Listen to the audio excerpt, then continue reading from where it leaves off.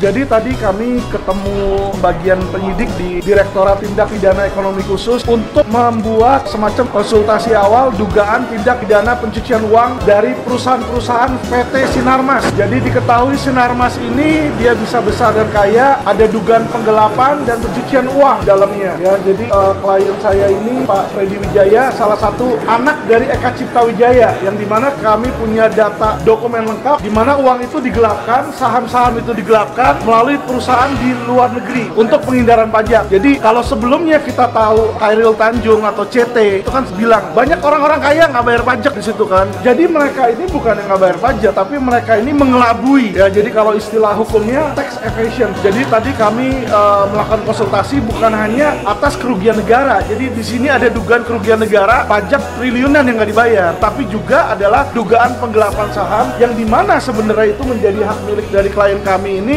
digelapkan seolah-olah menjadi pemilik anak-anak dari istri yang pertama. Sebenarnya dugaan penggelapan itu pertama kali kami ketahui dari akta lahir beberapa orang anak Eka Wijaya yang akta lahirnya palsu atau tidak terdaftar di Dukcapil. Nah, konsekuensi hukumnya apa? Kalau akta lahirnya palsu berarti KTP-nya menjadi KTP tidak sah dan KTP ini digunakan untuk akte pendirian dari perusahaan-perusahaan PT Sinarmas. Ya, jadi kayak Smart Corporation, Jiwi Kimia, itu dasarnya ini adalah dokumen palsu. Sehingga apa? Pemiliknya ini adalah pemilik yang kami duga fiktif. Karena apa? Akta lahirnya palsu. Nah, konsekuensi hukumnya apa? Kenapa sih dibikin seperti itu? Ya kan, satu adalah bisa jadi dia buat seperti itu karena dia punya identitas lain untuk bisa mendapatkan dua kewarganegaraan. Juga dia bisa pergunakan identitas palsu tersebut untuk membuat perusahaan di luar negeri. Itu yang tadi yang dugaan kami itu emeritus itu dibuat ya supaya apa? Untuk menghindarin pajak dan menggelapkan pajak. Nah, ini dibongkar, mulai terbongkarnya karena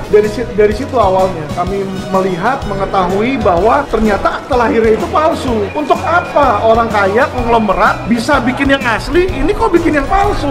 Jadi ini kita jadi pertanyaan gitu loh. Jadi bisa dibilang salah satu orang terkaya di Indonesia, tetapi masa identitasnya dibikin berdasarkan akta lahir palsu.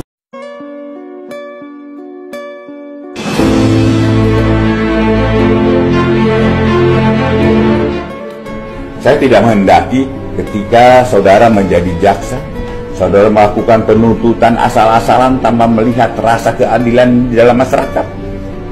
Menuntut bukan hanya sebatas menghukum, ingat. Menuntut bukan hanya sebatas menghukum orang, ingat itu. Melainkan lebih dari itu. Menuntut adalah bagaimana memberikan keadilan dan kemanfaatan terhadap seseorang dengan berpangkal pada hati nurani kalian. Mengapa hati nurani saya tegaskan pada ceramah saya kali ini? Karena beranjak dari tataran empiris. Penegakan hukum dewasa ini cenderung mengedepankan legalitas formal pada aspek kepastian hukum daripada keadilan dan kemanfaatan hukum yang lebih substansial bagi masyarakat. Kita tidak dapat menutup mata dari sejarah kelam penegakan hukum yang berkembang di Indonesia. Telah terjadi beberapa kali peristiwa penegakan hukum yang seringkali mencederai rasa keadilan masyarakat. Contohnya lah kasus Nenek Minah yang didakwa melakukan pencurian 3 buah kakao, kemudian divonis 1 bulan dan 15 hari penjara dengan masa percobaan 3 bulan.